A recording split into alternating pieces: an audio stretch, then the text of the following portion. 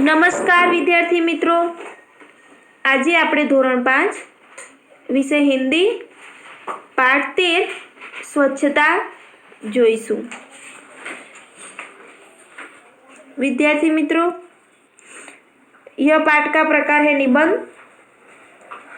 स्वच्छता और स्वास्थ्य का घनिष्ठ संबंध है। स्वच्छता और स्वास्थ्य हमारा घनिष्ठ संबंध है। स्वच्छता के अभाव में गंदगी फैलती है। गंदगी रोगों की जड़ है। यदि हम स्वच्छता संबंधी सतर्कता रखें और उचित स्थान पर ही कूड़ा डालें तो स्वच्छ जगत, सुंदर जगत का निर्माण कर सकते हैं, साथ ही स्वस्थ भी रह सकते हैं। तो यहाँ हम चित्र देख सकते हैं,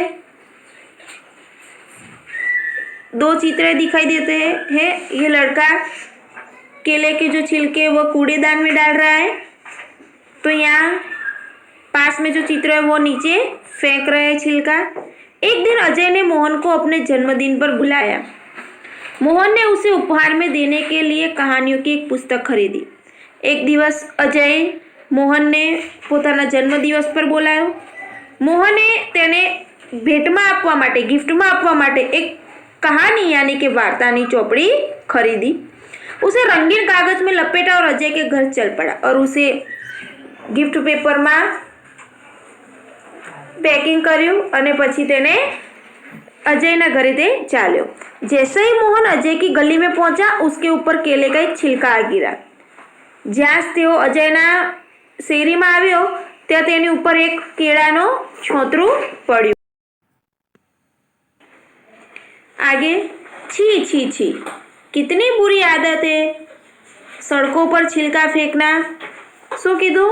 छी छी छी, કેટલી ગંદી આદત છે રસ્તા ઉપર છાલ ફેંકવી, કેટલી ખરાબ આદત કહેવાય। મોહને મનમાં મન સોચા અને તેણે મનમાં મનમ આવું વિચાર્યું હતું। उसने छिलका उठाया और इधर उधर देखा। तेने छाल उपाड़ी नाम तेम जोયું। कुछ ही दूरी पर एक कूड़ादान दिखाई दिया અને થોડેક दूर एक कचरा पेटी देखाई। उसने छिलका उसमें डाल दिया અને પછી छाल तेने તેમાં નાખી દીધી।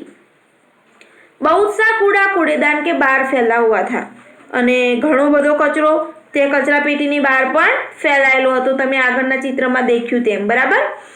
वहाँ मक्खियाँ भिनक रही थी અને ત્યાં જે કચરો વેરાયેલો હતો એટલે તેના ઉપર માખીઓ પણ બણબણી રહી હતી। चारों ओर गंदगी फैली हुई थी અને ચારે બાજુ ગંદકી જ ફેલાયેલી હતી। कुछ और आगे बढ़ा तो मोहन को बड़ी बदबू आई અને તે થોડું આગળ વધ્યો ત્યાં મોહનને બહુ જ दुर्गंध આવી, खराब गंध આવી।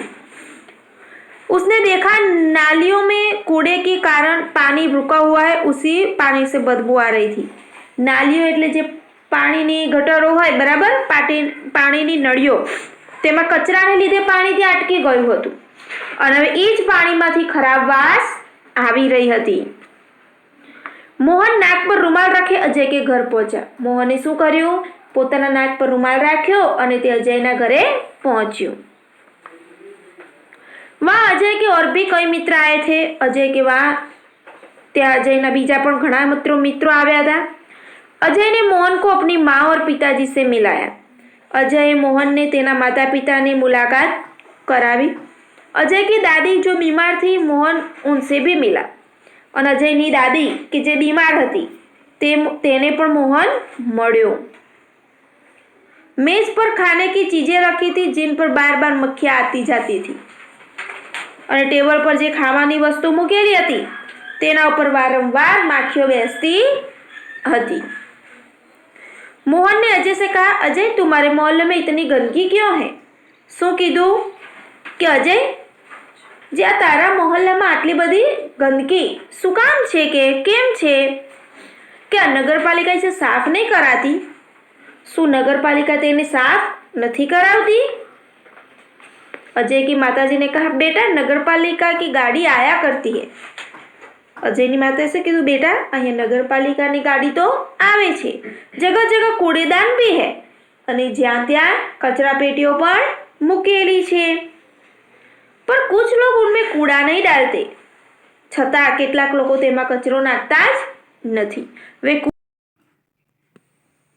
અને તે કૂડા એટલે કે કચરાને તે રસ્તા ઉપર જ ફેંકી દે છે. આથી સફાઈ જ નથી રહેતી.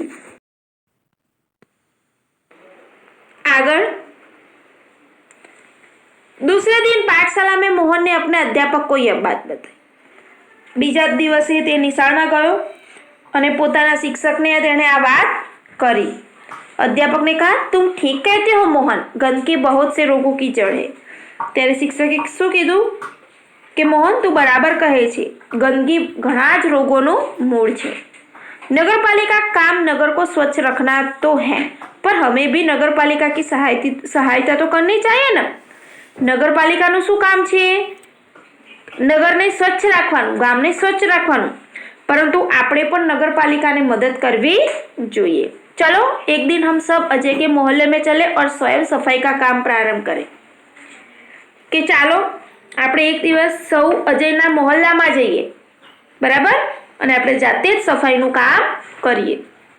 बच्चों, आप यहाँ चित्र देख सकते हो, शिक्षक और सब विद्यार्थी मित्रों, बराबर, कचरा निकाल रहे हैं. कई लड़कियां और लड़के कूड़े इकट्ठे करके कूड़ेदान में डाल रहे हैं. तो रविवार के दिन सभी अजय के मोहल्ले में गए. रविवार दिवसे બધા જ અજયના મોહલ્લામાં ગયા. सबके हाथ में एक एक टोकरी और झाड़ू थे. બધાના જ હાથમાં एक एक टोपली અને झाड़ू હતા. सड़क पर झाड़ू लगाकर उन्होंने कूड़ा इकट्ठा किया. रस्ता पर झाड़ू लगाવીને તેમણે કચરો ભેગો કર્યો. नालियों की सफाई की और पानी का रास्ता बनाया. અને નાળીઓની સફાઈ કરી અને પાણીને વહેવા માટે રસ્તો. आगे उनमें मक्खी मच्छर मारने वाली दवा डाली और फिर उनमें मक्खी એટલે કે માખીઓ અને મચ્છરો મરી જાય તેવી દવા છાંટી. કૂड़ेदान पर ढक्कन रखा અને कचरा पेटी ऊपर ढाकणो મૂક્યો. मोहल्ले में रहने वाले सभी लोग बाहर निकल आए और उन्हें देखने लगे. અને તે મોહલ્લામાં રહેતા બધા જ લોકો બહાર નીકળીને આ બધું देखवा लाग्या. बच्चों में बहुत उत्साह था. देखते ही देखते पूरा मोहल्ला साफ हो गया. અને આ બધું કામ કરવામાં છોકરાઓ બહુ ઉત્સાહી હતા, બહુ ગમતું હતું. અને જોતજોતામાં તો આખો જ મોહલ્લો स्वच्छ થઈ ગયો. अध्यापक ने लोगों को समझाया कि वे घर का कूड़ा कूड़ेदान में ही डालें. પછી શિક્ષકે લોકોને સમજાવ્યું कि घरનો कचरो कचरा पेटी में જ નાખે. वे घर के आसपास सफाई रखें क्योंकि गंदगी से रोग फैलते हैं. અને ઘરની આજુબાજુ લોકો સફાઈ રાખે, સ્વચ્છતા રાખે, કારણ કે ગંદકીથી જ રોગ ફેલાય છે. उन्होंने कहा, मेरी पाठशाला के बालक सप्ताह में एक बार यहाँ आया करेंगे. कि मारी स्कूलना बाळको अठवाडियाમાં એકવાર અહીંયા આવશે. वे आपके मोहल्ले को साफ करेंगे. आप भी इस काम में इनकी सहायता करें. કે એ લોકો તમારો મોહલ્લો સાફ કરશે, તમે પણ આ જ કામમાં તેમની મદદ કરજો. એક વ્યક્તિને आगे बढ़कर कहा, नहीं नहीं. હવે તેમાંથી એક વ્યક્તિ આગળ આવીને કહ્યું, ના ના, इन बच्चों को आने की कोई आवश्यकता नहीं. આ બાળકોને આવવાની કોઈ જરૂરત નથી. हम लोग स्वयं ही अपने मोहल्ले को स्वच्छ रखेंगे. અમે લોકો જાતે જ અમારા મોહલ્લાને स्वच्छ રાખીશું. अब आप इसे हमेशा साफ सुथरा पाएंगे. અને આ મોહલ્લાને હંમેશા તમે સ્વચ્છ અને સાફ જ જોશો.